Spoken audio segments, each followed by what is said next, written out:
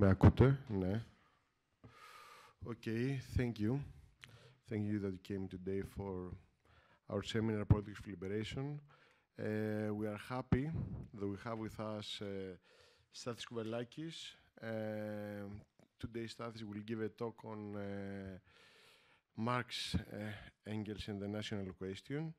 And he will speak around 1 hour, and then we'll have for half an hour and more questions. So the floor is up to you, Stathis. Thank you. Okay. Good evening to everyone. So many thanks to you and to the whole team of Rosa Luxemburg Athens for this invitation, and for all of you who are present to this not very sexy topic, but I think that it will appear at least as a timely one. So without further ado, let me start immediately with my paper, because I have quite a lot of things to say, I think.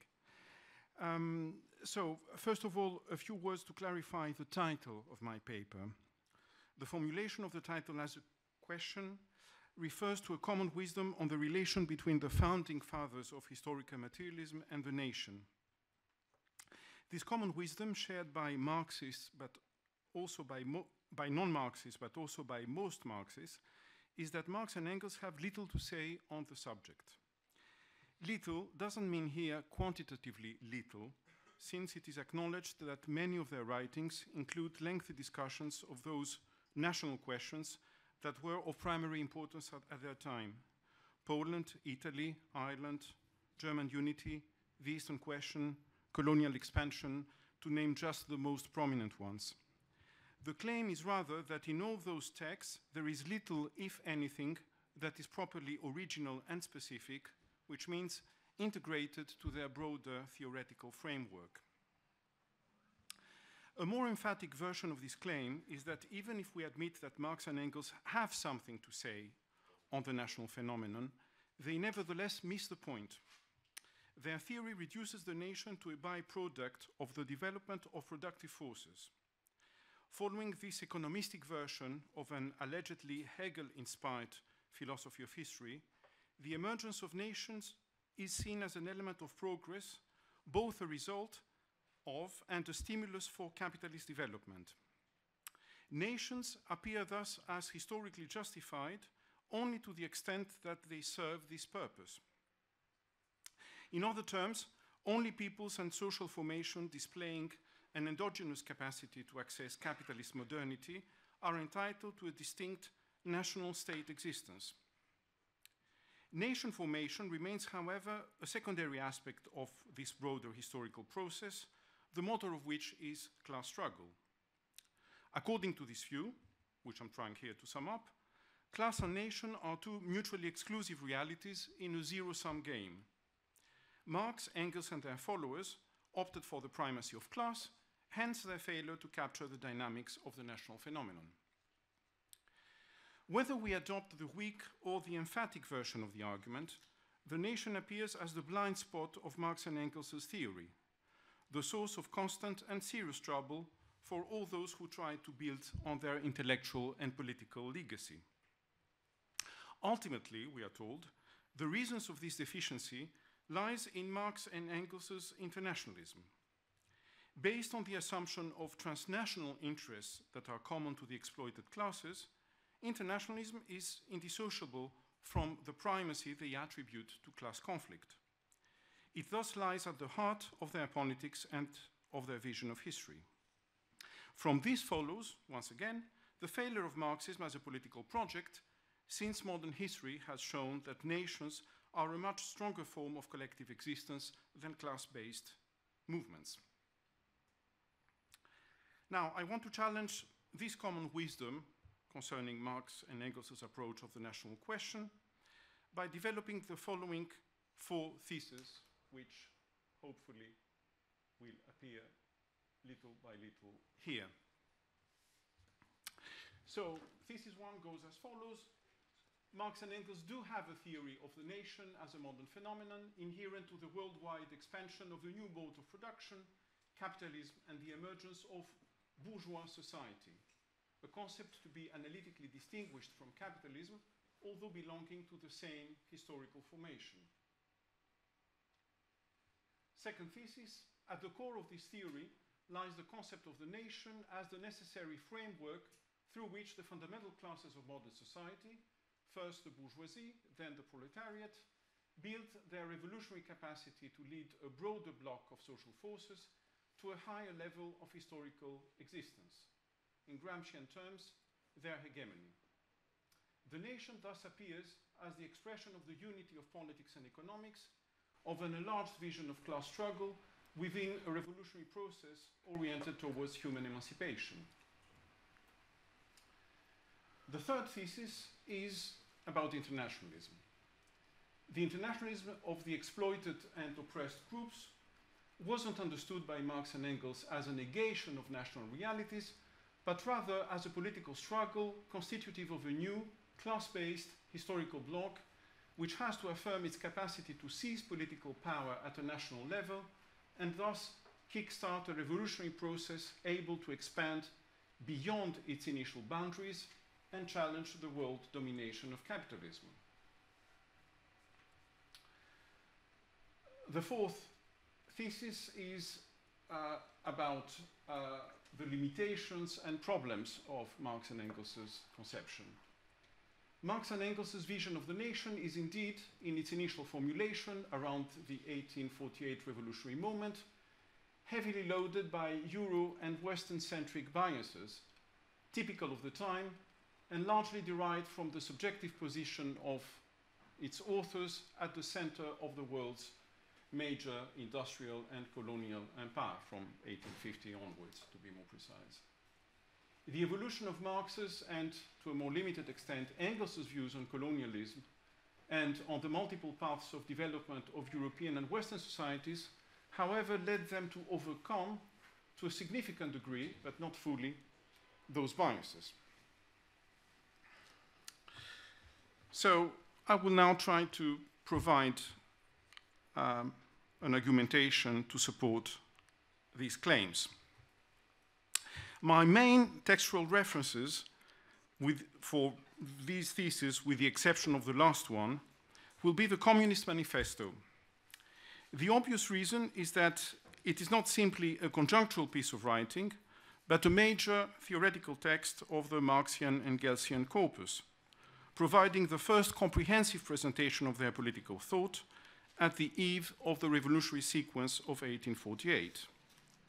It is also quite accessible and still, I think, relatively widely read text written by them, which makes it fit for such a presentation.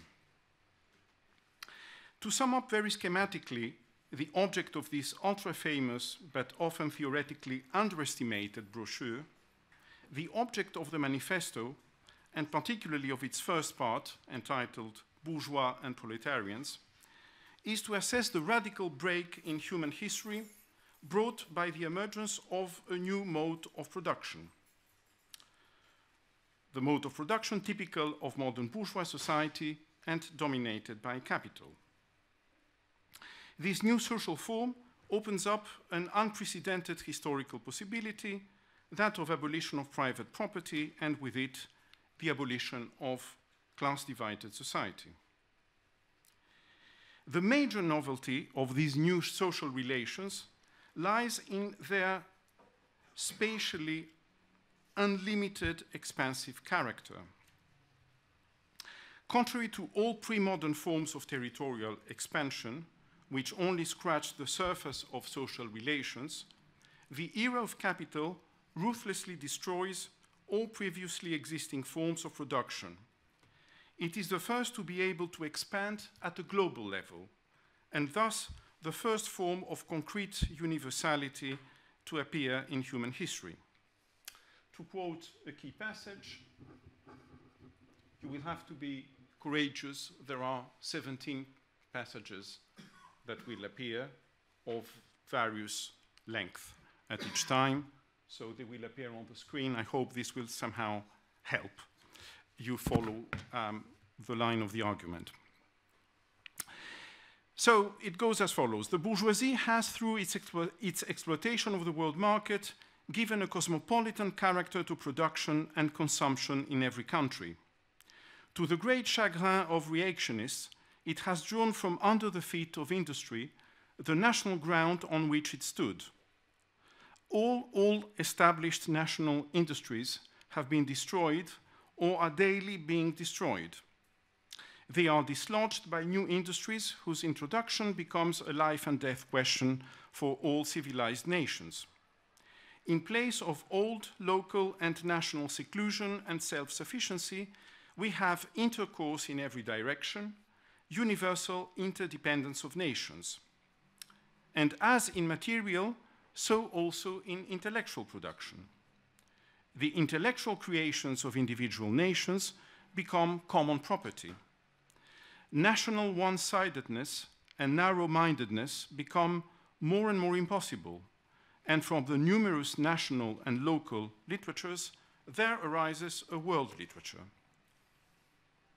The bourgeoisie, by the rapid improvement of all instruments of production, by the immensely facilitated means of communication, draws all, even the most barbarian nations into civilization.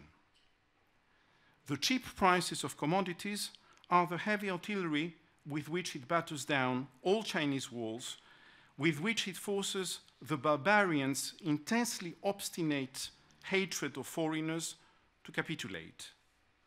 It compels all nations, on pain of extinction, to adopt the bourgeois mode of production.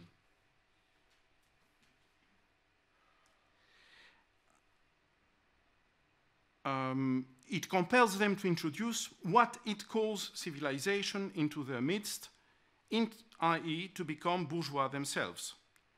In one word, it creates a world after its own image. So this is one side of the process explained by the manifesto. This passage is very often quoted for its allegedly prophetic or, at the very least, anticipatory character, which is correct, of course, if we think that in 1848, capitalism was a reality only in a very small part of the planet. So let me underline the main points of this brilliantly expressed argument. The first one is that Marx and Engels emphasize the unifying dimension of the process of world capitalist expansion.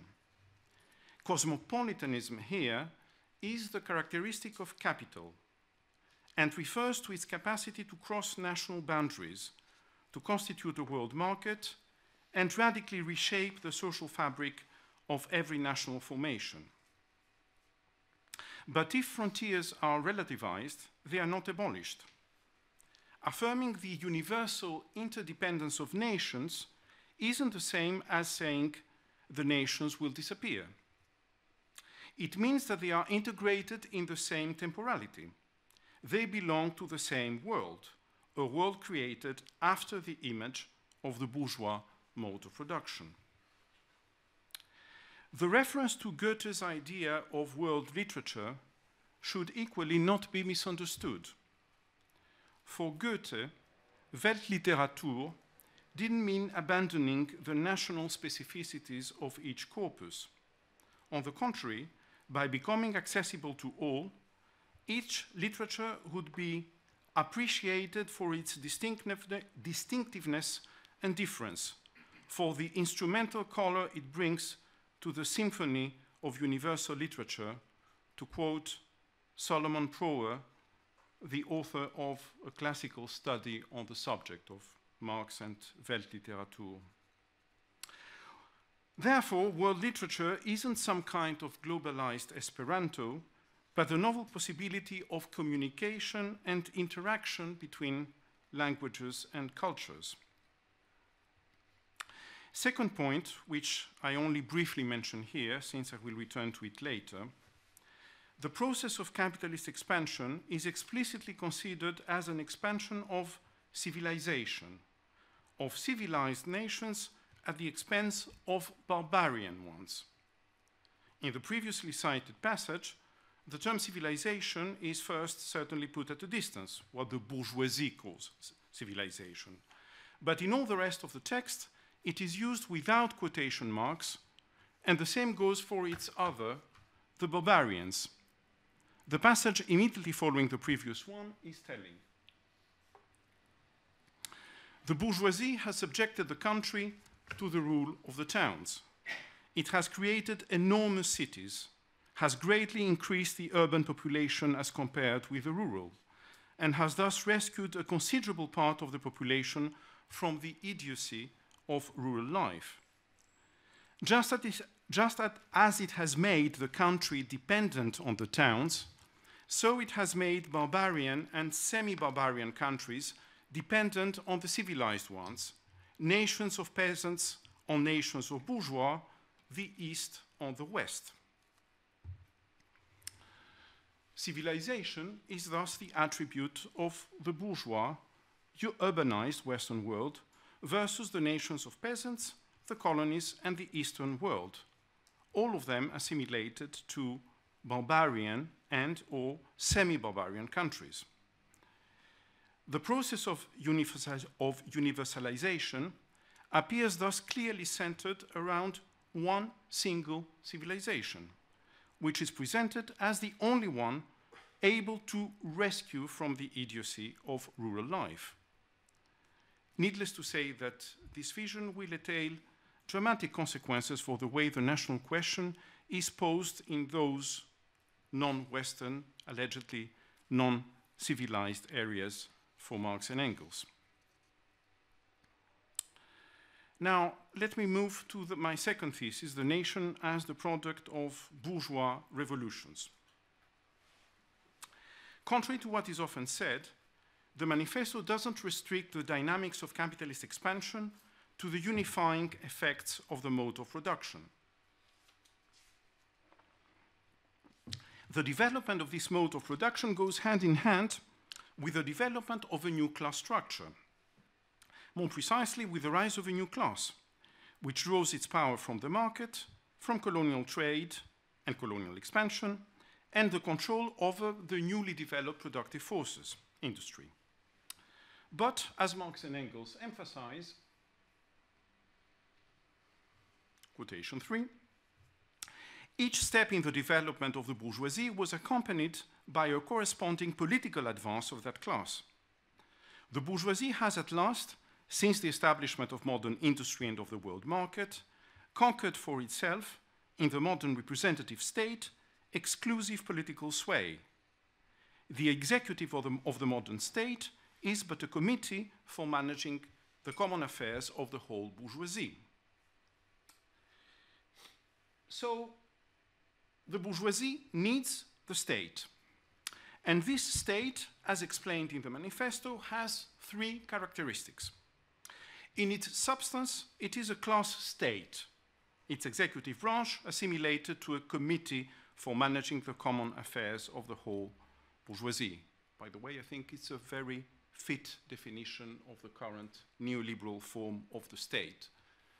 It also makes me think that the extreme sophistication developed at a certain period by Marxists about the relative autonomy of the state and the complex way it relates to social formations has become, in a way, irrelevant by the development of capitalism itself. Right? It is as if capitalism has converged with the most simplistic and vulgar definitions of we can find in vulgarized versions of Marxism. But let me return now to the second characteristic of the state, as explained in the manifesto. In its form, it's the modern representative state, right? To be distinguished, the liberal state, if you like, to be distinguished from the democratic, even in the sense of contemporary parliamentary democracy. I don't expand here. We can come back to that in the discussion, if you like. It is also a centralized state, a state that unifies pre-existing local or regional entities and interests. And it is precisely at this point that its national character appears. Quotation 4. the bourgeoisie keeps more and more doing away with the scattered state of the population, of the means of production and of property. It has agglomerated population, centralized the means of production, and has concentrated property in a few hands. The necessary consequence of this was political centralization. Independent or loosely connected provinces with separate interests, laws, governments, and systems of taxation became lumped together into one nation, with one government, one code of laws, one national class interest, one frontier, and one customs tariff. It is crucial here to distinguish the two dimensions of the process. The accumulation of capital needs a homogenized space, breaking with the feudal forms of fragmentation, a space in which the legal and economic conditions of accumulation are established, unified regulations, monetary circulation, an internal market itself connected to the world market. The creation of such a space is a pressing demand of the rising bourgeoisie in its internal struggle against the feudal conditions of production and the obstacles posed by the absolutist pre-modern state. This internal struggle is also a struggle oriented externally against the bourgeoisies of other countries. Indeed, for Marx and Engels, the cosmopolitan character of capitalist production isn't accompanied by the rise of a global dominant class, of a unified bourgeoisie at the world scale, if you like.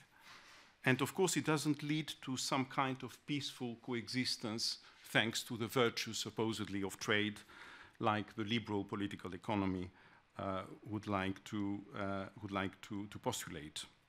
On the contrary, it leads to relations of ruthless rivalry between competing national bourgeoisies, each of them linked to a distinct national state.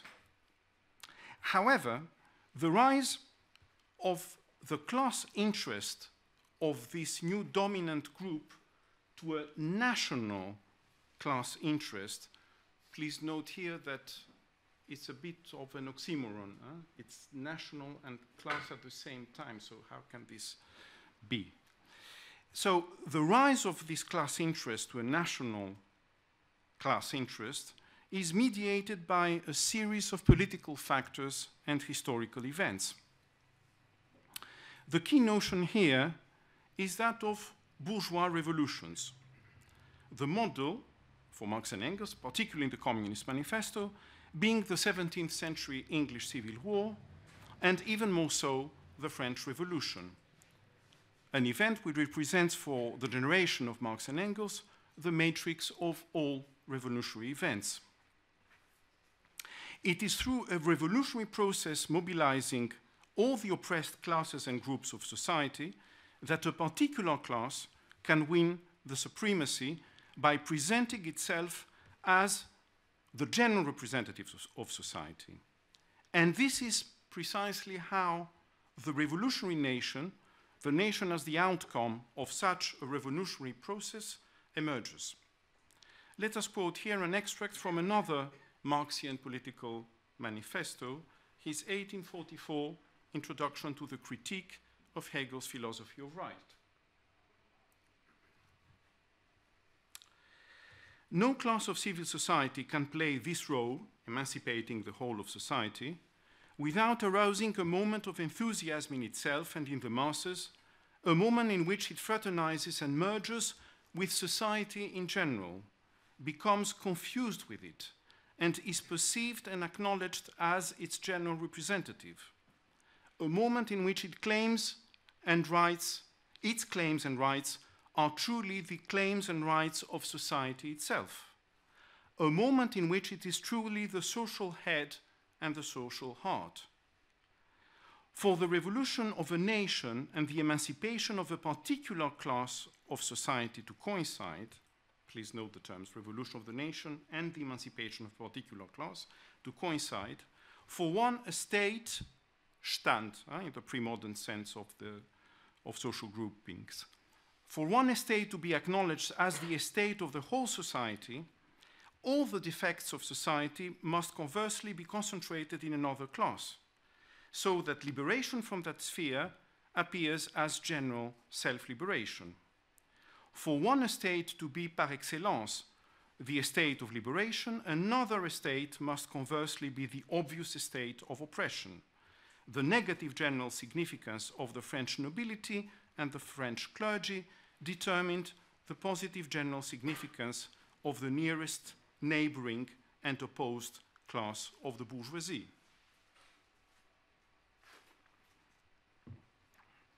In the case of bourgeois revolutions, such a moment of revolutionary fraternity and fusion is both illusory and real.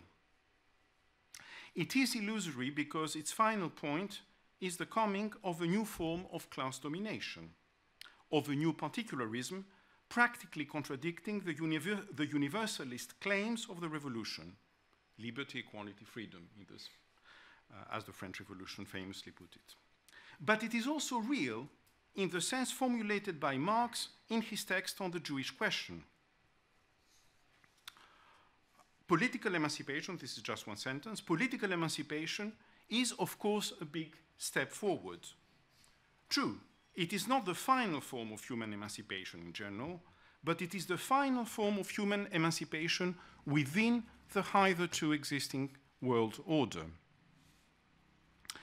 To mobilize around itself a broader spectrum of dominated social groups in its struggle against its adversaries, the bourgeoisie creates a space in which their presence as subaltern but constitutive, active components of the new social and political order is acknowledged. In this process, the dominated classes win material advantages, for instance, land in the case of the French peasantry, political rights, general male franchise, and more broadly, they gain their political education as autonomous actors in the great stage of history. Therefore, bourgeois revolutions and their outcome, bourgeois society, please note that in German the term bürgerliche Gesellschaft means both bourgeois and civil society. So bourgeois revolutions and modern bourgeois society and the modern nation means something more than the domination of a new class and of a new mode of production. They are the starting point of a process in which the active role of the popular masses is recognized and inscribed, within certain limits of course, in the material and institutional organization of society. Their role isn't restricted to a fleeting revolutionary founding moment. It becomes a permanent feature of modern politics, which are constitutively national. In the manifesto, Marx and Engels clearly see the autonomous movement of the proletariat as the heir and continuator of this process, which it returns against its initiators. Quotation 6. Altogether, collisions between the classes of the old society further, in many ways, the course of development of the proletariat. The bourgeoisie finds itself involved in a constant battle, at first with the aristocracy, later on with those portions of the bourgeoisie itself whose interests have become antagonistic to the progress of industry, at all time with the bourgeoisie of foreign countries. In all these battles, it sees itself compelled to appeal to the proletariat, to ask for help, and thus to drag it into the political arena. The bourgeoisie itself, therefore, supplies the proletariat with its own elements of political and general education. In other words, it furnishes the proletariat with weapons for fighting the bourgeoisie. Before examining in more detail the relation between the workers' movement and the nation, in my next thesis, I come to my first conclusion.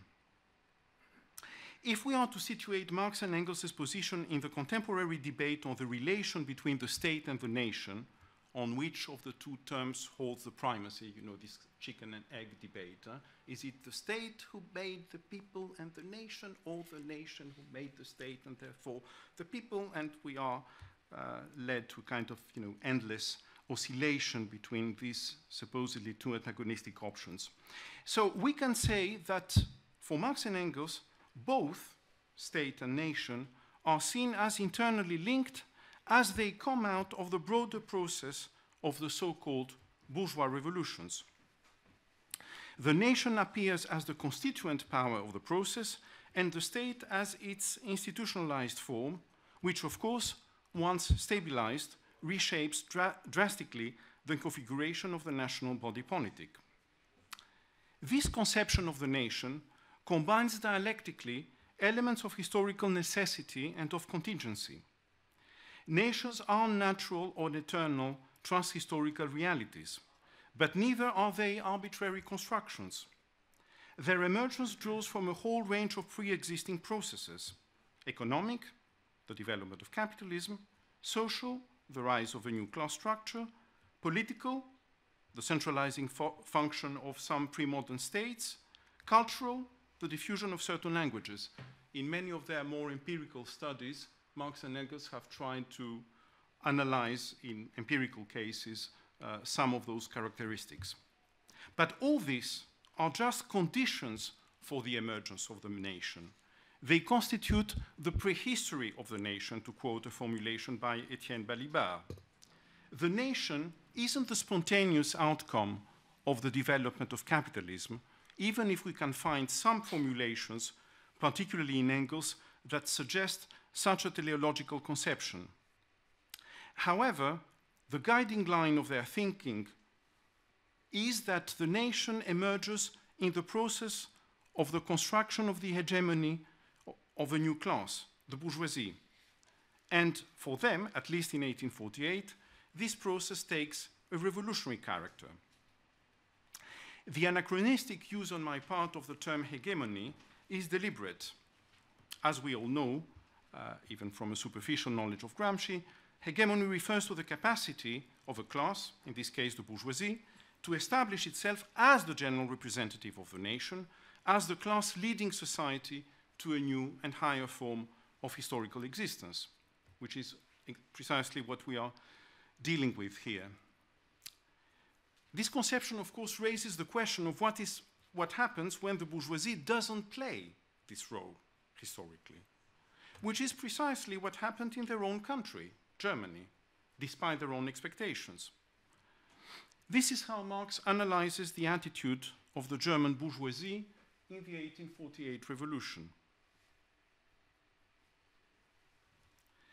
The revolutions of 1648, England, and 1789 were not English and French revolutions. They were revolutions in the European fashion. They did not represent the victory of a particular social class over the old political system. They proclaimed the political system of the new European society.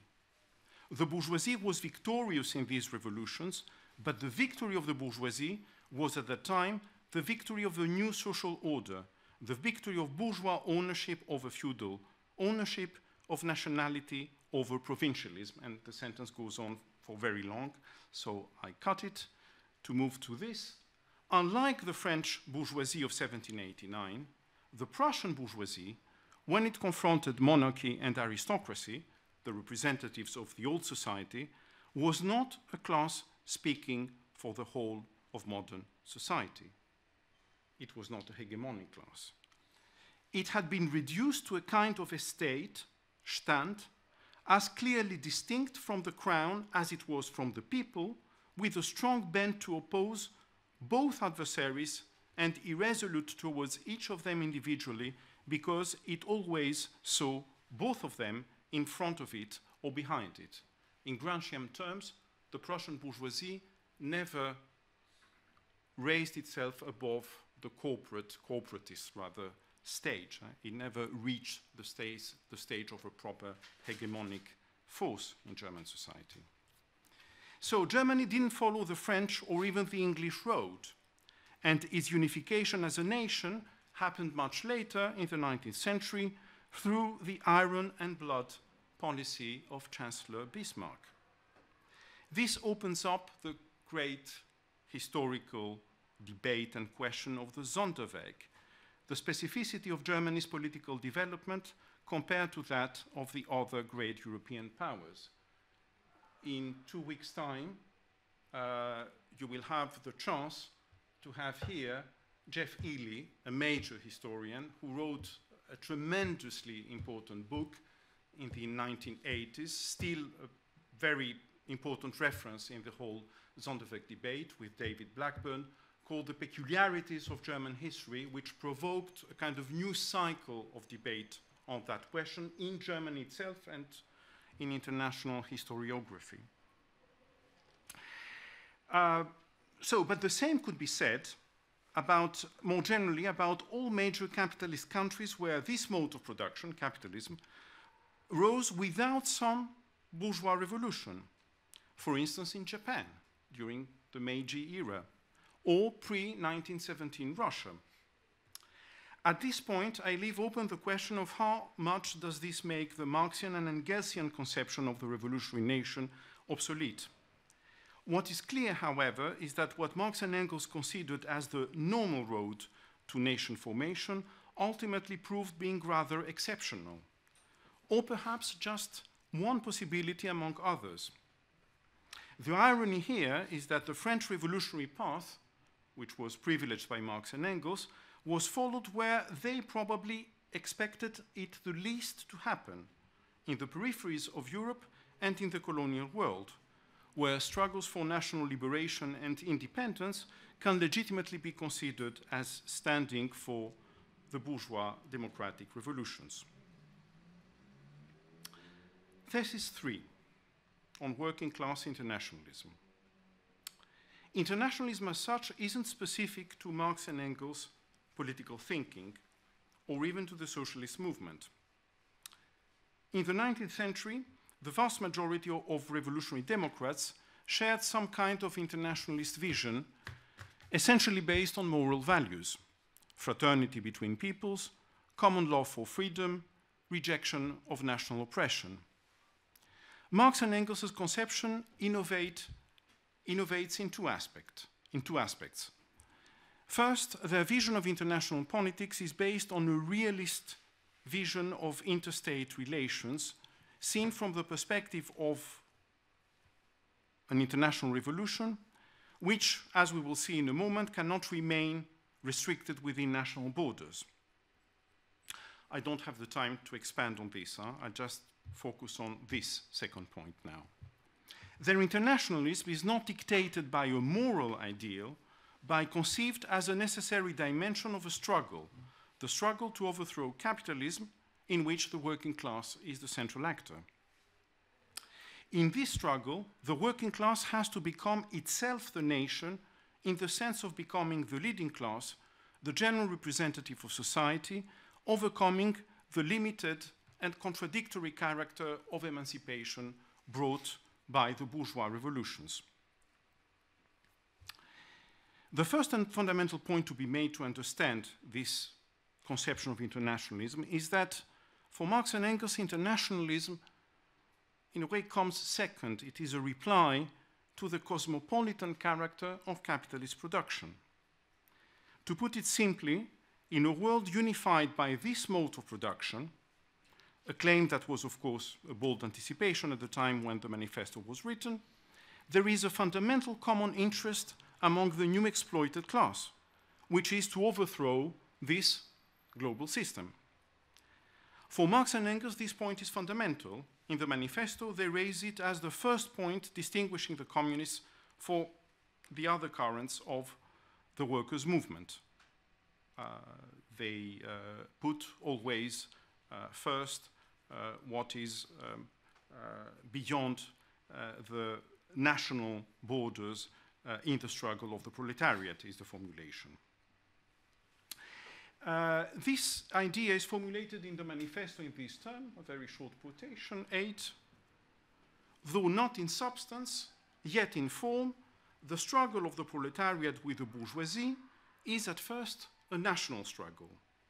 The proletariat of each country must, of course, first of all, settle accounts with its own bourgeoisie. The importance of this statement appears more clearly if we take into account that it represents a major revision of the position formulated by Engels in the text which served as a draft for the manifesto, entitled The Principles of Communism. In that text, written in the forms of Q&A, questions and answers, Engels answers negatively the question of the possibility of the communist revolution taking place in one country. He goes on and follows. By creating the world market, big industry has already brought all the peoples of the earth, and especially the civilized peoples, into such close relation with one another that none is independent of what happens to the others.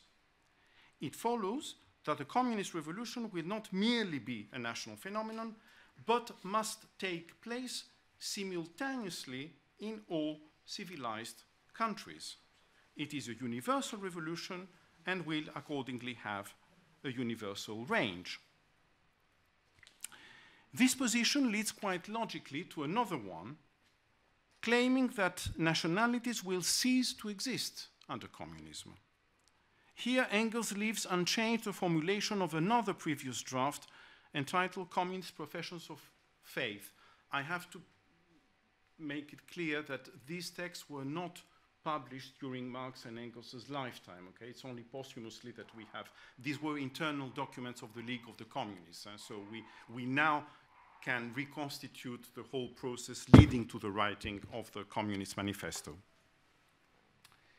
So Engels writes in that internal document, the nationalities of the peoples who join together according to the principle of community will be just as much compelled by this union to merge with one another and thereby supersede themselves as the various differences between estates and classes disappear through the superseding of their basis, private property. And in the Principles of Communism, Engels writes, unchanged, so he duplicates somehow this paragraph. The manifesto, possibly at Marx's initiative, marks a clear break with this kind of cosmopolitan idealism. It references to the relation of workers and their struggle to the nation are well known, but usually quoted only in a fragmentary way. It is therefore worth it to have a look at the full passage, and this is the last long quotation I will present to you, but this is probably the most crucial passage of the manifesto of my whole paper. I have put the German terms in brackets because I have changed the translation, the standard English translation of the term to make it closer to the German original. There are other English translations, but this was the most easily available via on the internet. So the working men have no fatherland. We cannot take from them what they have not got. Since the proletariat must first of all acquire political supremacy, must rise to be the leading class of the nation, or rise to the level of national class, must constitute itself as nation, it is so far itself national, though not in the bourgeois sense of the word. National separations and antagonisms between people are daily more and more vanishing, owing to the development of the bourgeoisie, to freedom of commerce, to the world market, to uniformity in the mode of production and in the conditions of life corresponding thereto. The supremacy of the proletariat will cause them to vanish still faster. United action of the leading civilized countries, at least, is one of the first conditions for the emancipation of the proletariat. In proportion as the exploitation of one individual by another will be put an end to, the exploitation of one nation by another will also be put an end to. In proportion as the antagonism between classes within the nation vanishes, the hostility of one nation to another will come to an end. So this is obviously a very dense and very crucial passage that I'll try to unpack a bit. So let's start with the first very famous sentence. The working men have no fatherland. We cannot take from them what they have not got. It is often quoted to prove the alleged rejection of any positive reference to the nation by Marx and Engels. But if we accept this reading, then the following sentence, explicitly calling the proletariat to become the nation and the leading group of it, becomes incomprehensible. How can we explain this apparent gap? First, a terminological point. The German term here, Vaterland, which I've translated by its English transposition, isn't neutral in the 1848 context. In the whole period between the anti-Napoleonic wars and 1848, what the Germans called the Vormärz period, it worked as the catchword of the reactionary current of German nationalism. Its use by any democratic and socialist force was impossible in that situation. But still, even if we put this terminological issue aside, we are still left with the next sentence.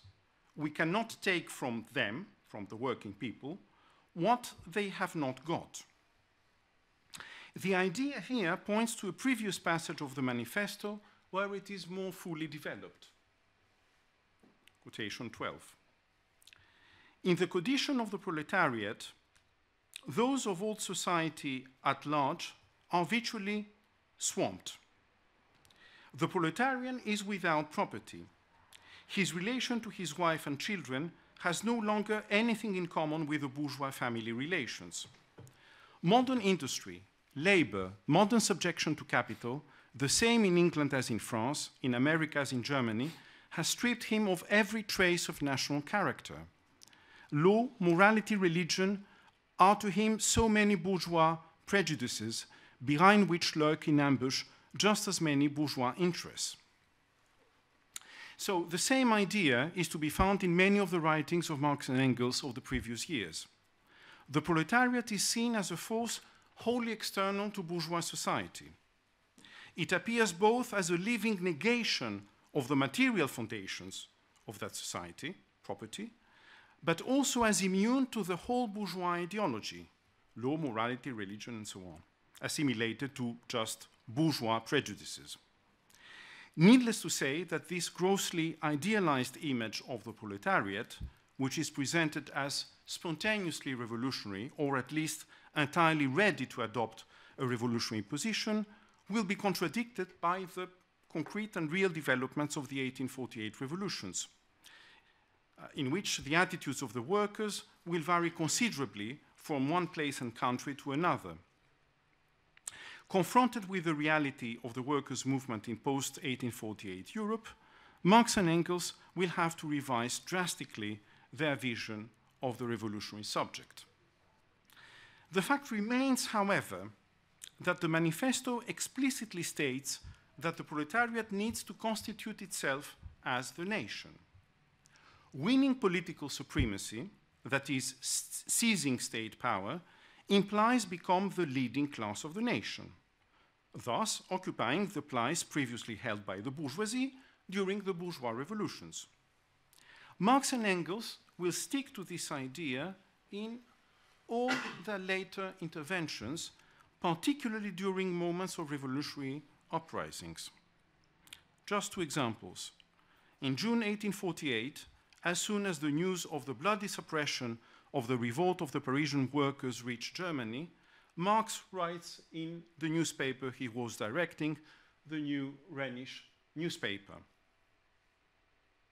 The momentary, quotation 13, the momentary triumph of brute force has been purchased with the destruction of all the delusions and illusions of the February Revolution in France, in Paris, the dissolution of the entire moderate Republican Party, and the division of the French nation into two nations, the nation of property owners and the nation of workers. So, the climactic moment of a revolutionary break, that is civil war, isn't seen as the end of nation, but rather as its limit case. At that moment, the nation undergoes an internal split into two antagonistic camps, each one claiming to be the real nation. Marx will reiterate this position in the Civil War in France, the writing where he comments the Paris Commune, which, as we know, started as a patriotic uprising of the Parisian workers against a government which has led their country to defeat and capitulation in the war against Prussia. In a single sentence, Marx will combine the truly national character of the Commune, representing the real French nation facing the parasites and exploiters regrouped in Versailles. He will combine this with its class and internationalist appeal. Quotation 14. If the Commune was thus the true representative of all the healthy elements of French society, and therefore the truly national government, it was at the same time as a working man's government, as the bold champion of the emancipation of labor, emphatically international. Within sight of that Prussian army that had annexed to Germany 2 French provinces, the Commune annexed to France the working people all over the world. As suggested before, we find here emerging in Marx and Engels the idea of hegemony later developed by the Russian Marxists and systematized by Gramsci. However, there remains an internal tension in the manifesto between, on the one hand, a proletariat allegedly denationalized by the sheer movement of world capitalist expansion, and, on the other hand, its nationalization seen as the necessary step towards leadership and the conquest of political power. Now, let's go back one more and last time to the end of the key passage. 2 further ideas are developed. The first reiterates the meaning of internationalism. It is the united action of the proletariat made both possible and necessary by the world expansion of capitalism and its homogenizing effects at the economic level. Its goal is not the abolition of nation or nationalities, but more realistically, the abolition of the sources of conflict or hostility between the nation. Of course, we could say that even this vision looks excessively optimistic, since at one point it appears as a simple acceleration of an already ongoing process. The political supremacy of the proletariat, it is said, will cause them, national separations and antagonisms, to vanish still faster. But the 2 final sentences bring a crucial rectification. For this to happen, it is necessary to bring an end to the exploitation of one nation by another. And this, in turn, presupposes the end of the exploitation of one individual by another, and it will go ahead only in proportion as the antagonism between classes within the nation vanishes. Now, if we follow the strategy implied by this passage, the center of gravity of the movement leading to the end of exploitation of some nations by the others lies in the so-called civilized countries, since it is only there that the revolutionary action of the working class can take place. The consequence of this position becomes clear when Marx talks in support of a national cause that was dear to him and to Engels, as it was for all the socialists and Democrats of their time, the cause of Poland, which was dismembered between 3 occupying powers, Russia, Prussia, and the Austrian Empire. In his 1847 speech at a meeting of solidarity with the Polish people held in London, Marx addressed a mainly English audience of supporters of Chartism in these terms. Of all countries, England is the one where the contradiction between the proletariat and the bourgeoisie is most highly developed. The victory of the English proletarians over the English bourgeoisie is therefore decisive for the victory of all the oppressors, of all the oppressed over their oppressors. Hence, Poland must be liberated not in Poland, but in England. So you Chartists must not simply express pious wishes for the liberations of nations, defeat your own internal enemies, and you will then be able to pride yourselves on having defeated the entire old society.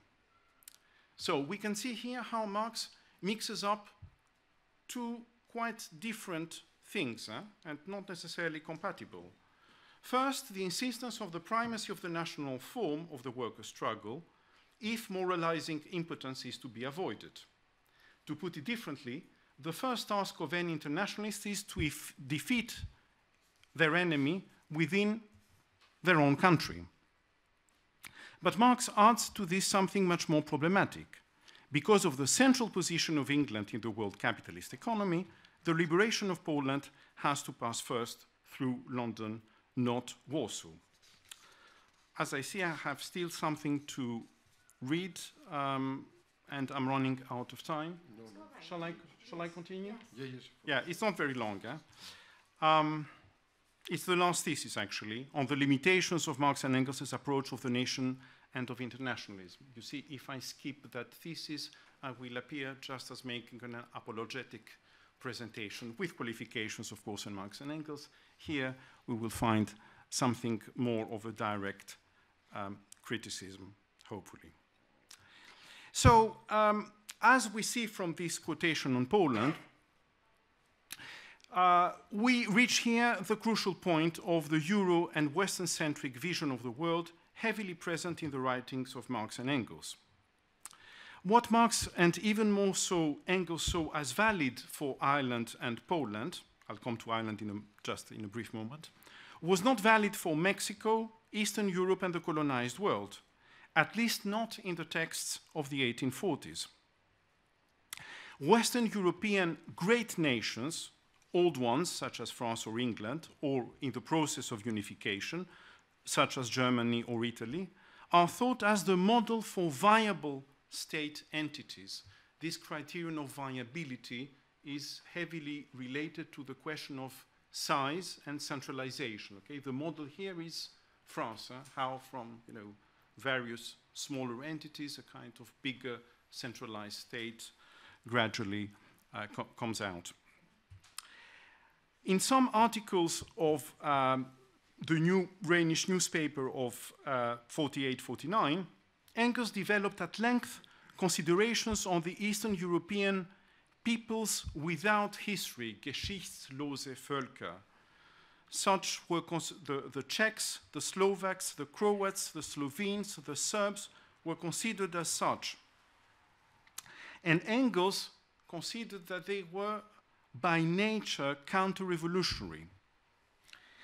Engels' writings on Slavic peoples, with the exception of the Poles, among whom he also listed the Greeks, we can come back to this if you want in the discussion, the same goes for Marx, are certainly dictated by the despair they felt following the defeat of the 1848 revolutions, a defeat to which the national movements of these people also contributed, because they sided with essentially the Austrian Empire against the revolutionary current movement in Vienna and other parts of the German-speaking Austrian Empire. But the problem is deeper. Marx and Engels' refusal to explore the possibility of an equivalent of bourgeois revolutions in Eastern Europe can't be understood without taking into account the extent to which they have accepted the dividing line between East and West as one separating civilization from barbarism or semi-barbarism, to use one of their favorite terms. This also explains their somewhat pathological Russophobia and their firm belief that behind every national aspiration of the Slavs lies the hand of Tsar, as if these peoples, being without history, were also deprived of any capacity for autonomous action. there is little originality at stake here. Marx and Engels recycle widely spread patterns of thought of their time. This is ultimately why they thought that sacrificing the national aspirations of these people was an acceptable and even a necessary position to be held by West European revolutionaries. The late Engels expressed openly his views in a letter to Edward Bernstein of 1882. Quotation 16, the penultimate one. We must cooperate. Bernstein was favorable to the national aspirations of the peoples of Eastern Europe and even of the Greeks, actually. He was writing that in the wake of revolts in Crete and other places in the Balkans. So Engels writes to Bernstein, in order to contradict him, we must cooperate in the work of setting the West European proletariat free and subordinate everything else to that goal. No matter how interesting the Balkan Slavs, etc., might be. The moment their desire for liberation clashes with the interests of the proletariat, they can go hang themselves for all I care. Surely you, he means the Balkan Slavs, can have as much patience as the European proletariat. When they, so the European proletarians, have liberated themselves, you will automatically be free. But till then, we shall not allow you to put a spoke in the wheel of the militant proletariat. The same applies to the Slavs. The victory of the proletariat will liberate them in reality and of necessity, and not like the Tsar, apparently and temporarily. There is, however, a case that deserves a particular discussion due to its role in the evolution of Marx and Engels' thought on the national question. It is Ireland, the prototype of a colonial situation within Europe, just next to the main imperial center of the time, Britain. Contrary to Eastern Europe, Marx undertook with Engels an in-depth study of the history of the island, and in particularly of the agrarian and land question in it. He understood that such a study was necessary to analyze the interweaving of the national struggle, which had already started in Ireland, and class relations. He then arrived to a new position to which he managed, at the cost of often stormy debates, to gradually rally the majority of the General Council of the First International, of which he was the central figure. This new position can be stated as follows. In the oppressed nation, the struggle for independence cannot be dissociated from social revolution. In Ireland, this operation, I quote here Marx, is 100 times easier because the economic struggle is concentrated there exclusively on landed property, because this struggle is at the same time national, and because the people, the Irish, are more revolutionary and more exasperated than in England. End of the quotation. In the oppressed nation, the exploiter is simultaneously the colonial oppressor, whose economic and moral function is to represent the domination of England over Ireland. This is a formulation by Marx. This is why the question of land is the key for the Irish struggle, and its solution amounts to a radical transformation of the class structure of the colonized society. It means concretely the elimination of the class of being landowners and of the compradores strata whose existence depend on the persistence of the colonial bond with Britain. In Ireland, there is no social question apart from the national question, and there is a de facto identity between the two, at least for a whole historical period until national liberation is achieved. This novel and decisive point that emerges from this elaboration is that the national liberation of an oppressed people can come only from its own action, and not from a prior victory of the working class of the dominant nation, as Marx and Engels previously thought. The order is now reversed. The national emancipation of Ireland becomes, I quote, the preliminary condition for the emancipation of the English working class, as the circular of the First International written by Marx declares. In a letter to Engels in December 1869, Marx is even more explicit about his own evolution. And this is the last quotation, and then I'll come to just to the brief conclusion. For a long time, I thought that it was possible to overthrow the present regime in Ireland through the ascendancy of the English working class. But a closer analysis convinced me otherwise. The English working class will never do anything until it gets rid of Ireland. It is in Ireland that the lever must be placed. That's why the Irish question is so important for the social movement in general. The reason for this shift is thus twofold. On the one hand, the emancipation of the oppressed people undermines the economic, political, military, and ideological base of the ruling class in the metropolis, while, on the other, only unequivocal support for the struggle of the oppressed nation can end the internal division of the British proletariat between Irish immigrants and English workers, a split which, I quote here Marx, is the real secret of the maintenance of the power of the English landlords and the English bourgeoisie. I repeat, it is the split of the English working class between Irish immigrants and English workers that lies at the heart of the hegemony and of the power of the English bourgeoisie.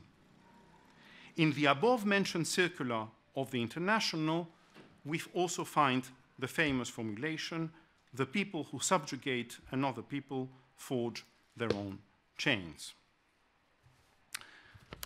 To conclude, Marx and Engels' thinking on the national question and on the meaning of internationalism underwent a significant evolution as the result of their confrontation with the international situation and of their own interventions in the workers' movement. Gradually, an enlarged conception of the nation and of internationalism emerges, which, particularly in the case of Marx, leads to distance themselves from the Euro and Western-centric patterns of thought. Social revolution, internationalist commitment, and the struggle for national emancipation thus need to be thought as distinct but always already intertwined struggles. They are integral components of a multifaceted revolutionary movement directed against the fundamental relations of coercion that constitute the capitalist system as a whole. Although analytically distinct, these relations do not exist in concrete historical reality separately from each other. This is why, as we have just seen in the case of Ireland, the struggle for national emancipation is itself a form of social revolution, although not directly a socialist one, and a revolution whose main actor is the peasantry, led by revolutionary intellectuals. But this struggle appears also as the condition for overcoming the divide created by colonial ideology and racism within the working class of the dominant nation, and thus as a condition for the existence of autonomous class politics within it. It is from an anti-colonial uprising in Ireland that Marx expects the decisive impulse that would allow the radicalization of an English working class movement, which until then was largely subordinated to bourgeois liberal politicians. The strategic consequences of this position for the struggle of the dominated and exploited classes are decisive. The national question and class internationalism are neither disconnected variables nor a zero-sum game. Internationalism that does not take into account the national dimension of struggle, and more particularly the fundamental distinction between dominant and oppressed nation, is doomed to remain politically impotent. It can even turn to its opposite by repressing the reality of the oppression exercised by the dominant nation, as we have seen happening so many times in the history of the workers' movement of the great colonial and imperial powers. But we must go even further and draw the ultimate conclusion. any victorious struggle against the domination of capital is irreducible to a moment of pure class antagonism. It is rather, to use a category elaborated by Althusser, a struggle for the fusion of the contradictions which overdetermine class antagonism. National oppression, to which we must add other forms, such as racial oppression, which is directly linked to colonial realities and their enduring consequences. Such a fusion requires a hegemonic strategy capable of raising the subaltern classes to the position of leading society, of becoming nations themselves. It is only by fully taking over this task that they can also oppose the internationalism of capital and build forms of coordinated action at an international level. At a moment when the contradictions of a system leading humanity to its ruin are being exacerbated, I think it is fair to say that such a position provides, at the very least, food for thought for all those who are currently striving to rebuild a revolutionary perspective adequate for our times. Many thanks for your incredible patience.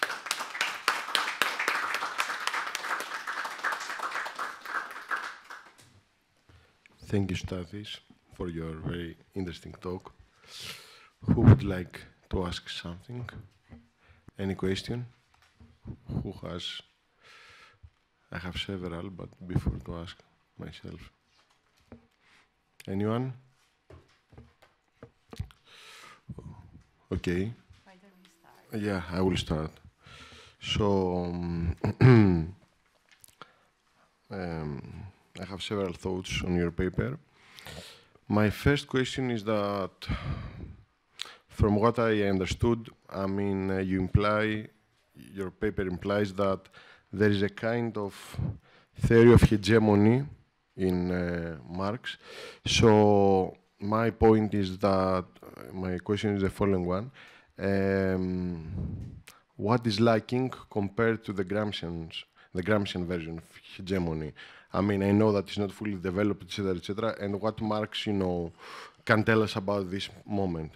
The second question is that on, from what I understand, the different formations of bourgeoisie. I mean, that they have a kind of, from what your paper implies, that there is a kind of different version of national formation. And to which extent do you think that this was, a conscious thing in Marx thing, that, we don't have a kind of linear process towards the national formation, etc., etc. And yeah, let's start with these two questions, and then I will come with more. And the last one. So, to which extent do you think that is valid the whole analysis that have been developed by people like Perry Anderson, but also some people like Arno Meyer, that they think that, 19th century, the state was, I mean, a coexistence between bourgeoisie and aristocracy, and that this ended only after the end of the World War I. So, which is your thesis from this type of analysis? Thank you.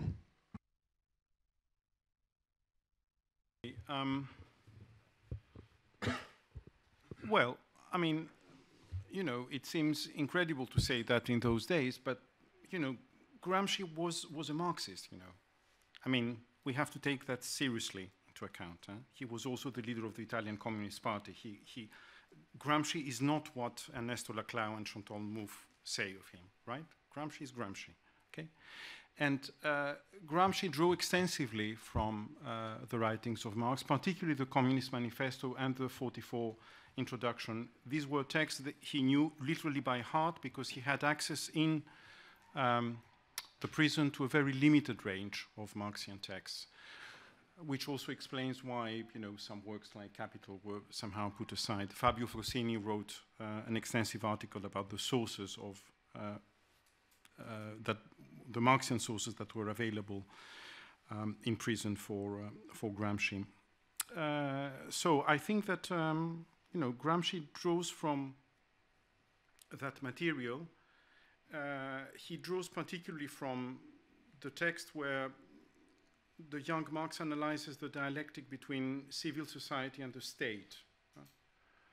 And I speak here under the control of someone who knows much better Gramsci than me, Panagiotis, who is sitting just there. But we have, I think, a common reference here, which is the work of Peter Thomas, The Gramscian Moment, in which he shows how there is a lot of, in the Gramscian concept of the integral state, there is a lot of the Marxian analysis of the dialectics between civil society and the political state. These are the terms the young Marx uses. Now, I think that I have indicated sufficiently that somehow the material is there. This notion of leadership, I think, is absolutely crucial. It's also interesting that when Engels supervises the translation of the manifesto, he introduces the term the leading class, which was not present in the German original. However, what is missing, I think, from Marx and Engels is the properly, cultural and intellectual aspect. The fact that what Gramsci calls the cathartic moment of hegemony. Of course, it is present indirectly in the sense that for Marx, clearly, hegemony is present only when we are dealing with the project of a higher form of universality. Okay, so something that is, coming with the bourgeois revolutions and then is somehow continued with being, superseded somehow dialectically by socialist or proletarian revolutions. But it's true that in Marx, and Engels recognized that in his late letters, the famous letter to Bloch. I mean, they focused on economics and politics, and somehow they left aside, many other important aspects of class struggle and historical processes, which is why Marxists like Gramsci had to elaborate more specifically on this.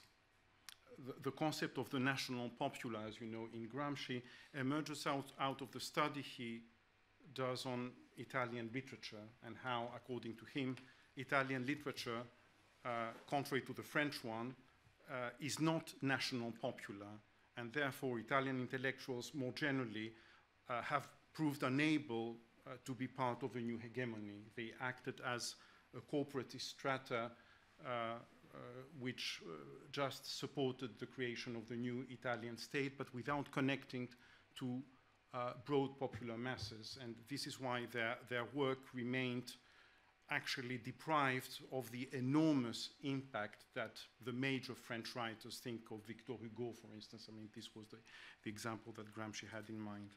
So this is the kind of elaborations that we don't find in Marx and Engels, among other things. Now, is it a linear process of national formation? Well, I mean, I was already, quite over my time. There is clearly a difference between the 48 moment of the manifesto and what comes later.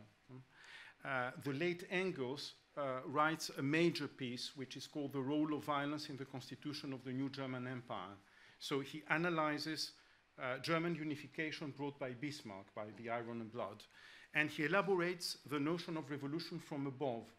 This is absolutely crucial because this is also connects us to Gramsci. As you know, the typology of Gramsci is that revolutions in a way have to be understood in three ways. Revolutions tout court, popular revolutions, revolutions from above, and passive revolutions, a famous Gramscian category to which I don't have time, of course, to expand. So it's not linear, and it took a bit of time for Marx and Engels to understand that, history moves along multiple paths, actually, and opens up to possibilities that were unseen before. Let me put it differently. The defeat of the 1848 revolutions opened up to phenomena that were completely not predictable by anyone, and even, of course, for Marx and Engels, Bonapartism, Bismarckism, and so on and so forth. Anderson and the English historians and this whole debate about, whether in 19th century we still have the match somehow between the bourgeoisie and the aristocracy going on. Well, I think that, Anderson and Tom Nairn, who, by the way, is a major theorist of the nation and who died quite recently. There is a brilliant obituary by Perry Anderson in the previous, I think, issue of the New Left Review on Tom Nairn. His writings were very important for me, both Anderson and Nairn's. I think they have a point in saying that, indeed, contrary to what is implied in the manifesto, there is a big difference between the English way, if you like, the English path, and the French one, right? The English Civil War was followed by a restoration, and the monarchical structure of the state was maintained, and this had tremendous consequences, which we can see. We just need to open our TV to see the consequences of that now with the forthcoming coronation of Charles III. I mean by this that this is one aspect. The other aspect is, of course, the Scottish and the Welsh question. In purely, in a way, Marx and Engelsian terms, Britain is not a nation. Besides, it has no name. It is just the United Kingdom of England, Wales, Scotland, and Northern Ireland. Northern Ireland being just what remains from a purely brutal colonial situation. So there is no name, actually, for this country. It's a composite of various pre-existing entities, and, of course, the symbol of the unity of this ersatz of nation remains the monarch, who, by the way, is also the head of the national church. So we see that the British state as such, the peculiarities of the British state, have not been sufficiently taken into account by Marx and Engels, and Tom Nairn, in his major book, The Enchanted Glass, has made a very strong point about it. However, I don't agree with Mayer's, overstated position that, the aristocracy remains somehow the dominant class in 19th century Europe. First of all, it's not a feudal aristocracy we are talking anymore. In the United Kingdom, it's a completely bourgeoisified aristocracy. And more or less the same can even be said about the Junkers in Prussia. They are largely integrated, and they're even the products of an integration in the world capitalist economy. Wallerstein made a very nice point, I think, about it. So I think that in that respect, I remain, let's say, orthodox. Who would like to show the mic? Can we have a microphone, please?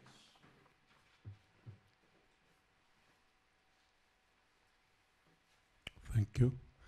Well, thank you very much for the talk. It seems that there is, in Marx, a kind of two distinct, let's say, instances. One, he's explaining what has happened, as in the case of the French Revolution or the case of Ireland. The bourgeoisie became hegemonic, and this is what happened. This is an explanation. Or in the case of Ireland, it is a kind of class revolution that is interlinked with the national revolution. However, there is also another moment, another level, which seems to be whether we could think of some kind of emancipatory struggle or revolution without a reference to class struggle. Is there emancipation without class emancipation? And it seems that Marx is unwilling to go to state something like that. And I presume that this was your thesis as well. And I think we should address this question, in a direct way. And this has also, relevant to this, or maybe kind of a basic component of this, is can we think of a subject of the revolution, of a collective subject, something like class, without a reference or independently of a material class relation? Can we think of, can we conceive of, say, the national question, a kind of a national project, a national emancipatory project, constituting a revolutionary subject quite independently of the material class relations already there? Okay, shall we take another question? No? Right, okay, thanks for your questions. Well, I'm a very old school kind of person, but it seems that my beliefs in that respect are more widely shared, I think, in the current situation. I mean by this that, I still believe that we live in a world shaped by capitalism. The class structure of contemporary capitalism is, of course, different from what it was, 50 or 100 or even 30 years ago, but it is still quite strongly a class structure, and I still believe that class struggle is absolutely what is happening around us now, if we go out of this room and, in a way, even within this room. I've been sharing my life these last decades between Britain and France for 25 years. I'm now based essentially in France. I was also part of the time in Greece. Anyway, I think I witnessed what I consider as being major episodes of class struggle in all these countries, where the exploited classes have been defeated. I just come from France, actually, a couple of days ago, where a major class battle happened around the issue of pension reform. And interestingly, about a couple of weeks ago, an opinion poll was led by kind of, standard, opinion poll institute, asking various questions about social and political issues. And one of them, interestingly, was, do you think that class struggle is still a reality? And the reply was positive for 84% of the people who answered the question. So it seems that, far beyond convinced Marxists or leftists or etc., the perception is that class struggle is really the reality we live in. And therefore, if emancipation means, somehow going beyond the existing social order, it's difficult for me to see how that could be, in a way, seriously thought and elaborated without class struggle being central. But of course, I'm aware, as I think everyone else in this room, that there are innumerable social and political theories declaring that, class struggle is outdated, that, we have to look for other types of subjects, that, we don't live in perhaps not even in a capitalist society anymore, or something so different from what we knew, that, etc., etc.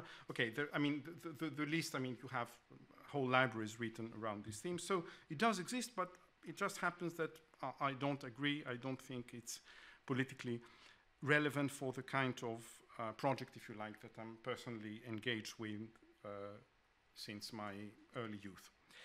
Can we think of nation as independent of class relations? Well, once again, you have innumerable theories of the nation that completely bypass, ignore, or just put in a very marginal position class relations and class struggle, but I think they are wrong, and I have tried not to refute them directly, but to refute their common claim, which is that Marx, Engels, and Marxists have absolutely nothing to say about the nation, and we have to look elsewhere if we want to find something relevant and politically meaningful about these issues. Let me add one last point about it. If we are to understand why, if you want, the trajectories of national states, take the example of, independent states who emerged out of anti-colonial revolutions, and some of them were, tremendously important, for all the progressive forces. Think of, the Algerian Revolution, think of revolutions in the former Portuguese colonies and so on.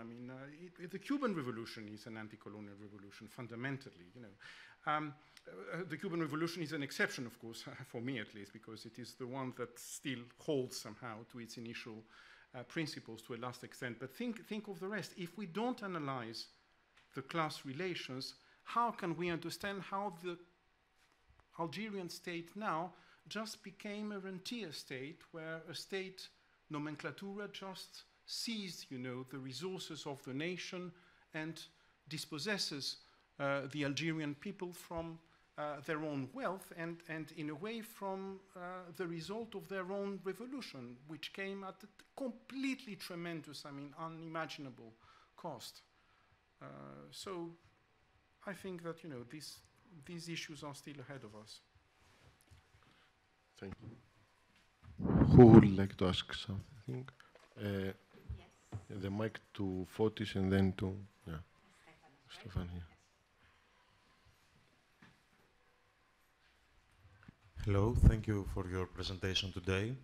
So, if I remember correctly, you made a mention about some kind of Russophobia in the years of Marx and Engels regarding the Slavs and so on and so forth. So, starting from that point, I would like to make us a comment regarding the relation between the international factor and the nation building, the national revolutions.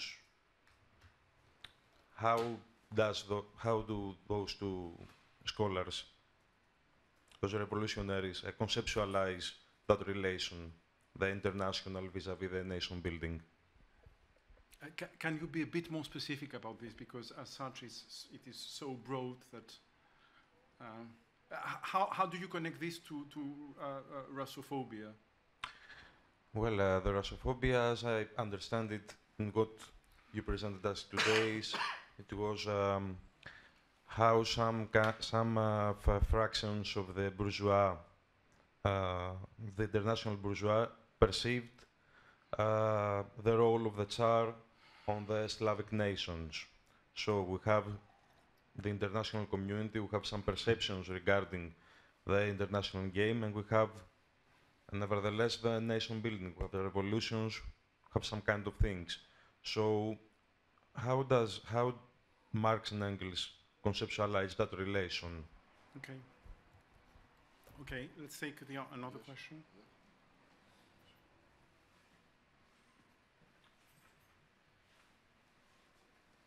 Hi. Thank you very much for your talk. It was very interesting and very in-depth, but also I appreciate it being very accessible, because I would say I'm not very well read, and I think you explained a lot of points very well, so thank you for that. My question is a bit, I'm not sure whether I'm misunderstanding exactly because I'm not that well read, but it has to do with the 6th quote you were talking about, where you talked about the bourgeoisie finding itself in a constant battle. The first point I didn't understand about this was I didn't really understand in what sense the bourgeoisie then would ask the proletariat for help, giving them the means to develop. I guess in what sense would that be made precise as an example of the bourgeoisie enlisting the proletariat, I guess?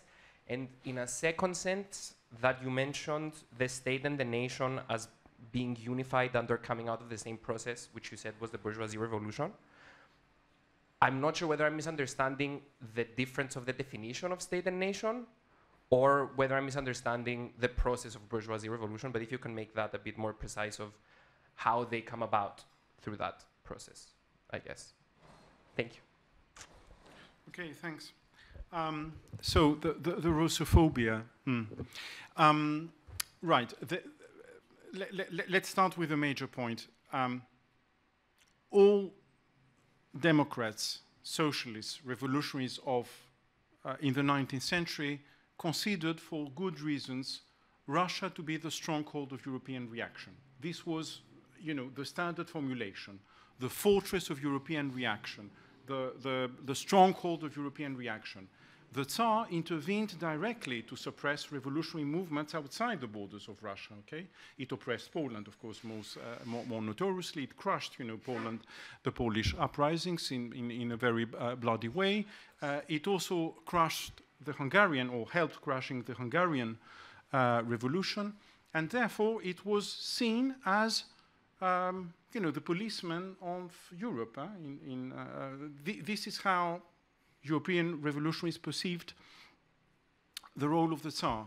So far, in a way, so good. This is rational. Now, the Russophobia of Marx goes beyond that, if you like, and he has, a bit of a strange, he really had a kind of conspiracy theory which he developed in a series of articles, then regrouped into a volume called Lord Palmerston, or The Secret Diplomatic History of the 19th Century.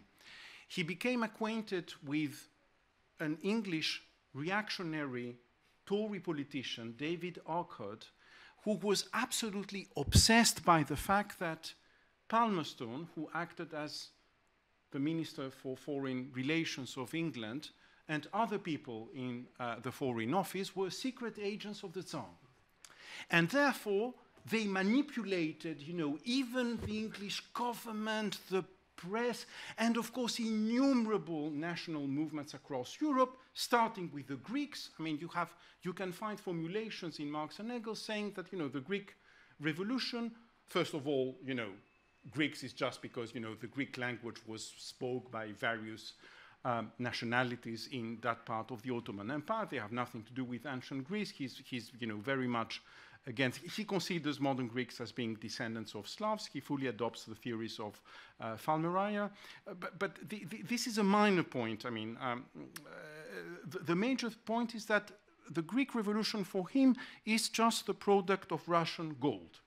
And the Tsar's project to recapture Constantinople and to make it the new Moscow is seen as, the kind of grand project towards which, the Tsar and his de facto allies, so the Slavic peoples, with the exception of Poles, of course, who were oppressed by Russia, they play into that game. And, the explanation of this obsession is that, what I suggested here, the fact that they shared this kind of, Western-centric, Orientalist, if you like, in the case of, in their analysis of the Eastern question, stereotypes of their time.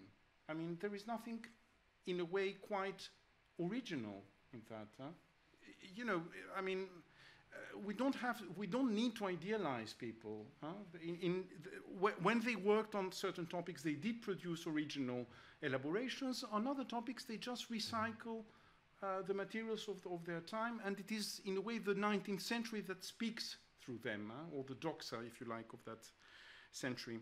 Now, we have also to admit that Marx managed to overcome this in the later part of his life, because, mind you, he was totally shocked by the fact that the first translation of Capital appeared in Russia. Not only this, but in Russia, in less than a decade, the Capital had sold about 10 times more than in Germany. So he learned Russian. He started seriously studying the Russian society and the Russian social formation. He became familiar with many Russian revolutionaries. And towards the end of his life, Kevin Anderson wrote a brilliant book about this, that he even considered that Russia could follow a totally different path from the rest of Western Europe, a peasant revolution based on the peasant commune, and bypass the stage of capitalism. So something, completely at odds with everything, with all these Western and Eurocentric views. So you see that Marx was able somehow to criticize himself, as he did with Ireland, explicitly, in the passage I've quoted, and overcome this Russophobia. Engels much less so, actually. Now, your question now about quotation 6. Well, the meaning of quotation 6, if you like, is the following, is that during the bourgeois revolutions, here it is the French Revolution he has in mind, clearly.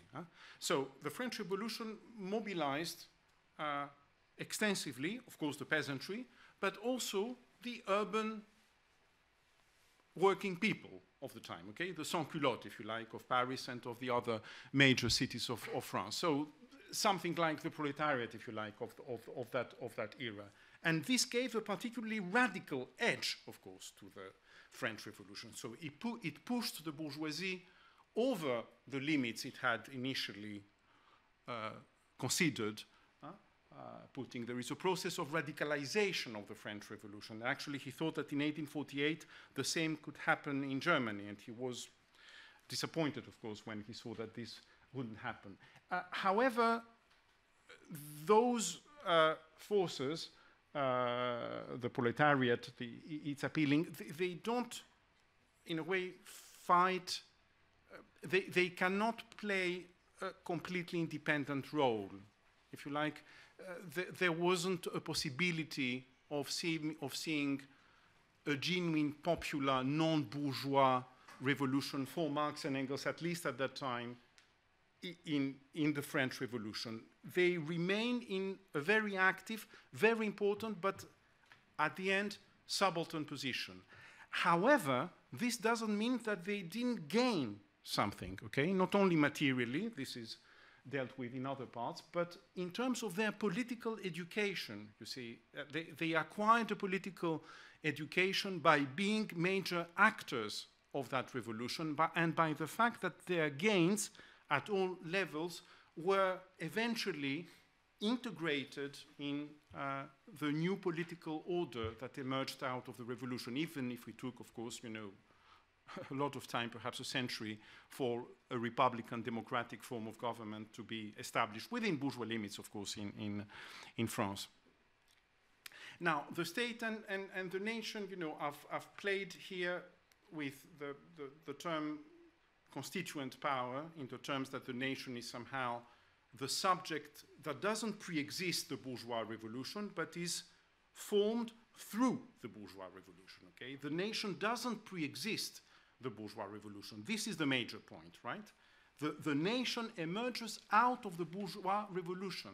I mean, if we want a date, we can say that for Marx and Engels, we can put a specific date for the birth of the modern nation. It's September 20th, 1792, the Battle of Valmy, right? Where, you know, the French Revolutionary Army faced a vastly superior coalition of armies of monarchical Europe, led by the Duke of Brunswick, okay?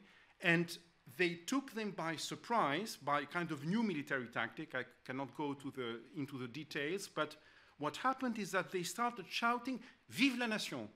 Long live the nation. And they you know, stormed somehow and routed the mercenary armies they faced. And this was a decisive moment in European military history. It meant the end of mercenary armies and you know, the birth of modern armies as we understand it. Modern armies means armies where citizens fight, okay? And even citizens full of revolutionary passion. Interestingly, Goethe, who observed the battle, he was sitting just next to the Duke of Weimar, said that from that place and that moment, a new era in world history starts.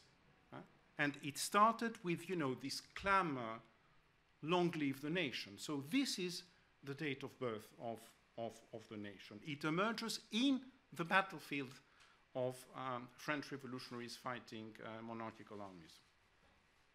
And the state, of course, is, you know, the constituted power, right? I mean, the institutional outcome, if you like, of such a process, which, of course, is highly unstable during the revolutionary period, right? So, I mean, so there is a dialectic between the constituent and the constituted power, we have a radical moment, as you know, for a couple of years in the French Revolution. Then it is followed by some form of bourgeois restoration, and it's with Napoleon and then with restoration. I mean, you know, it's a very long story, but somehow this process is irreversible. This is what we have to understand. There was no way back before that. It was a decisive break in European history. So they both come out of the same process, and the state is necessarily a latter part of the nation that is born on the battlefield by a communal sense of like a concept being born as a nation. Let me put it this way. What Marx and Engels say is that the nation is something that is always in excess of the state. Sure. Cool. Okay? Who would like to ask something? Panagiotis? Yeah.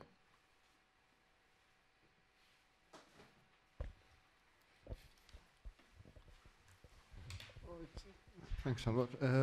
It's a simple question. I mean, since you already mentioned Ireland, we want also to go into the subject of Marx and Engels' gradual confrontation with the broader question of colonialism and their shifting positions on that, if you want to, and how this can be related to the evolution of their thinking in regards to the nation. Yes, in the initial, thank you, Panagiotis. In the initial version of the paper, there was a development on that issue, which, you know, I was already over my time, so I had to restrict myself. Quite simply, as we have seen, I think, in the manifesto, Marx and Engels had a kind of Hegelian perspective initially on colonialism, if you like. Hegelian perspective here means that they were fully aware of what colonialism and colonial expansion meant in terms of suffering, in terms of blood, in terms of sheer violence exercised towards the dominated people. There is absolutely no question about this, right? Nevertheless, they considered that in a kind of, you know, philosophy of history perspective, that it was a progress in the sense explained here, that these nations were brought in the movement of history somehow, from which supposedly they were external before being colonized, as it were. So a kind of new history starts at the moment, from the moment of colonization. And Engels is even more explicit about the positive effect of colonization. And in his 48 writings, he says that, you know, it's a blessing that the Yankees have conquered California and the Texas and took it from the Mexicans, because the Mexicans are lazy. They were completely unable to develop the productive forces in those territories, and therefore, you know, it's a good thing that it happened. And he also said some similar things about the conquest of Algeria at the time. Nevertheless, quite quickly, actually, even in the text on India in 1853, which are usually mentioned as a justification of colonialism, but if you read them, you know, in a cold way, in a cold and sober way, you see that Marx's perspective is that actually that the Indian people will fight for their independence as the result of colonization. And this is the historical perspective. What Marx is against is an idealized version of the pre-colonial past, B, the dream according to which, and he sees that as a possibility from the elites of the colonized society, the dream of, you know, returning somehow to the pre-colonial situation. And in the later texts, in the 50s, he very clearly supports both the Taiping rebellion in China and the Indian rebellion of 1856 and 1857, which was a scandal, you know, because British soldiers were brutally massacred by the revolted Indians. So he gradually moved towards a more clear anti-colonial stance. However, you know, Marx and Engels, certainly not Engels, they are not Lenin.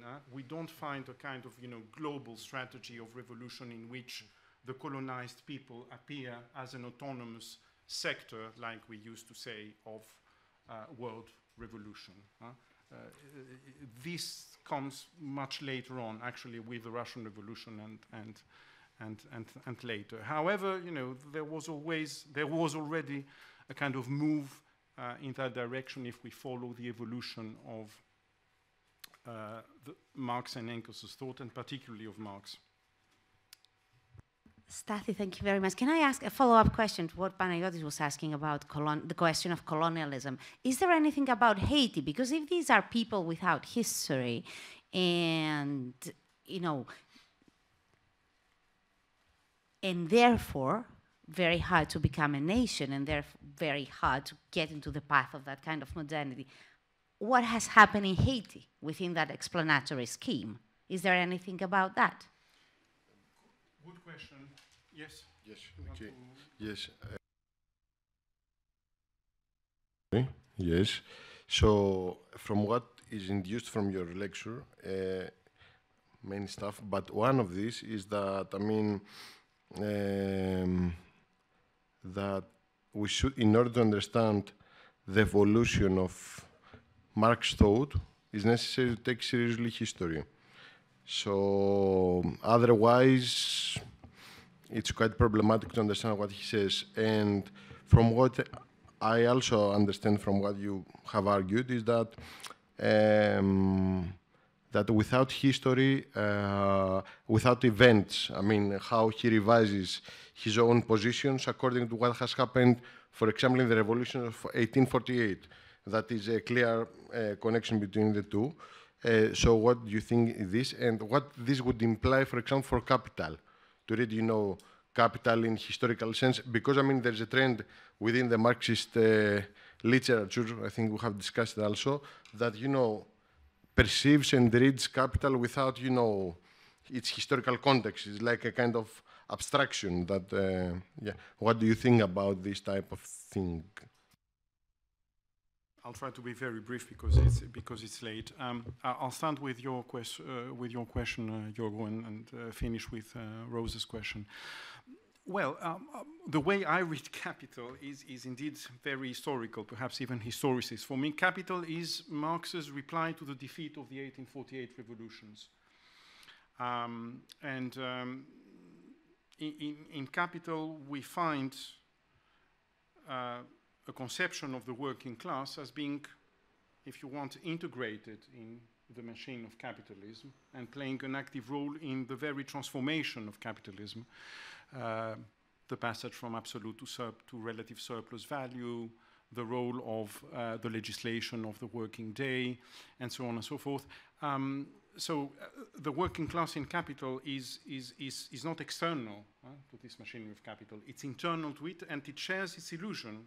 The fetishism of the commodity fetishism, and all the rest of forms of fetishism are shared by all agents that are, you know, part of that big machinery. So it's very different from the manifesto and, you know, the fact that the proletariat is immune somehow, right? Okay, from all these bourgeois prejudices and so on. So politics are central.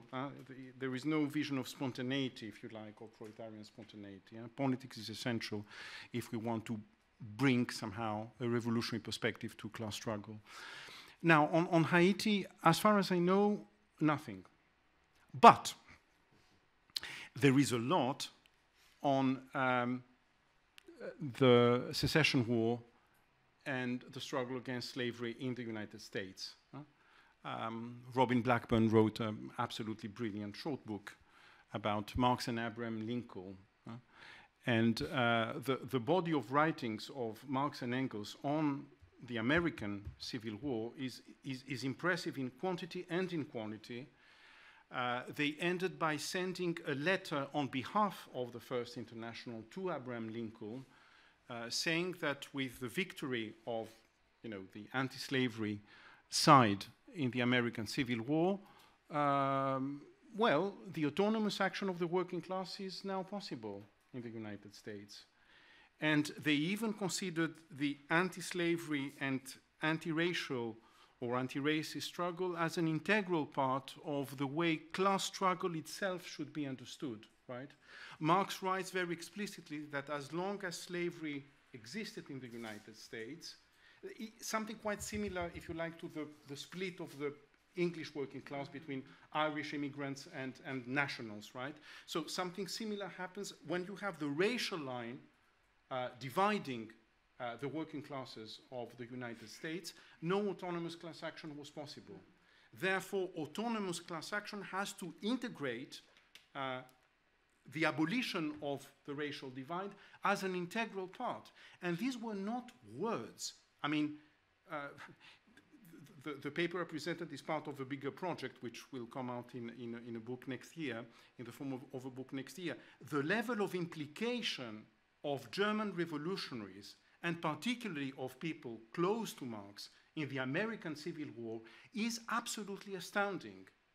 We are talking about at least 40,000, I think, strong battalions of German exiled and workers fighting there, with Marx and Engels as comrades in the 48 revolutions playing a key role in that. They became officers of the North, and they were in the front line of the battles against the South. So I think that, you know, we have here a magnificent example of how deep, you know, Marx and Engels understood the intertwining of the various dimensions of oppression between class, racial, colonial, and so on. I mean, Ireland and the case of the US are absolutely key if we are to understand this enlarged vision of class struggle, which I think is the major breakthrough of Marx and Engels in the course of the development of their thought. Okay, thank you. So in a week from now, we'll have with us Prademas and Chandler Meza, and with their topic to be liberation in the technological age. Thank you everyone that came today. See you next week. Thank you. Join us in. Thank you.